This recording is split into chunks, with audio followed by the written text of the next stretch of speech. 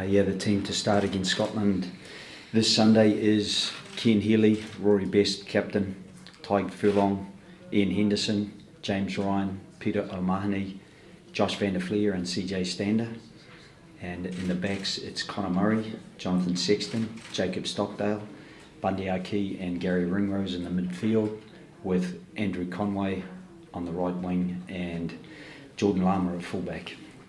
The replacements are Niall Scannell, Dave Kilcoyne, Andrew Porter, Tyg Byrne, Jack Conan, and the backs are Luke McGrath, Jack Carty and Chris Farrell.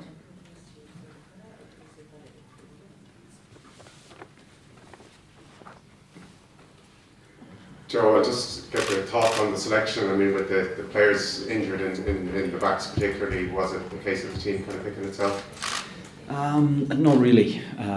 You'll see Joey will run fully in the warm-up just as a reserve back. He's trained really well this week. I think Keith Earls was the sharpest player at training on Wednesday. Certainly hit the best time, was very, very sharp.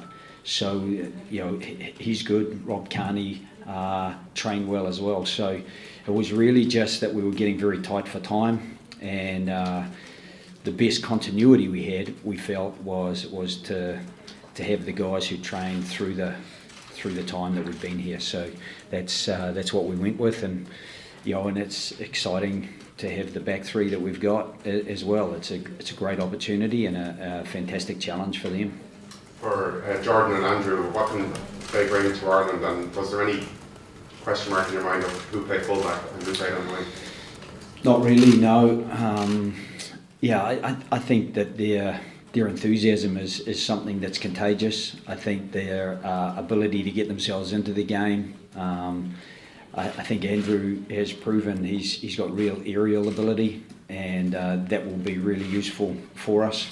I still have the vision in my mind clearly of Jordan Lama beating Israel Folau to a ball in the third test in Sydney on our Australian tour in the middle of last year. So he's very good there as well, and Jacob of course is a big man in the backfield. So there's that. They're all feeding off each other. They're all young men who are very, very keen to impress. So really, I guess they've now got that opportunity. Joe, there seems to be word going around that if the day rains, it might suit Ireland better than Scotland. What are your thoughts on that? Yeah, that's interesting. I guess you just have to adapt to the conditions. I'm pretty sure that they will adapt as well. If Greg Laidlaw's at scrum half, he's a very proficient kicker. He's a very effective goal kicker as well. And I think when it does rain, points become just that little bit more valuable because they're harder to get, because it's harder to sustain a continuity of play.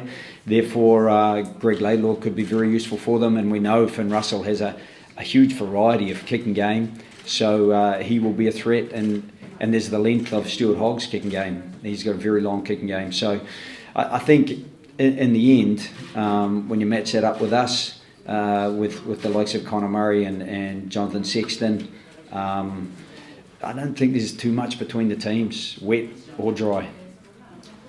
Rory, in terms of humidity and the conditions, how do you think that will affect things in terms of physically and even ball handling and throwing? I think, like Joe said, we have to adapt. We've been here for a good few days now. We've trained in some rain. We've trained in a bit of heat. We've got used to it. We've trained with various bits and pieces over the summer, whether it was in Portugal or at home. We've geared ourselves up. We knew what the potential conditions would be, and I think we're in a good place for that. Ultimately, I think the acid test will be Sunday. You can put whatever you want on the ball, you can put whatever you want in training, but ultimately when you get to the game and the pressures of that, it'll be about making sure that you can stay focused on what you need to do. Have you got a little bit still up your sleeve? Short sleeves, not too much up my sleeves. There's certainly things that you do hold back a bit. I've no doubt we'll see something from Scotland that we haven't seen before, because we've been planning this for a long time, And when you get the opportunity to put it into practice, it still has to be put into practice accurately. And one of the things that gets in the way of that is the amount of pressure the opposition can put on you. And I've no doubt that both teams will be trying to put pressure on each other so that whatever they have got planned isn't quite as effective as they'd hoped. Joe, what was the most difficult selections for you and the coaches that you had to make? Well, they started in the summer and they've worked their way all the way through, you know, going from 45 to 31 and now to 15 to start and the bench. I think one of the things that made it easier in the backs was that there are backs who've trained all week and there are backs who are now fully fit and up and running, and we just felt that for continuity's sake we would also show the amount of faith we have in the squad. And up front there were some tight decisions as well. We've been really happy with some of the guys who've come off the bench for us, and you know, if they can continue to do what they're doing, you know, whether a player starts or comes off the bench, they are every bit as important to us, because you know that in the last quarter of the match, that's, you know, if the teams are close, that's pivotal, and we need the right people coming off the bench doing the right job. So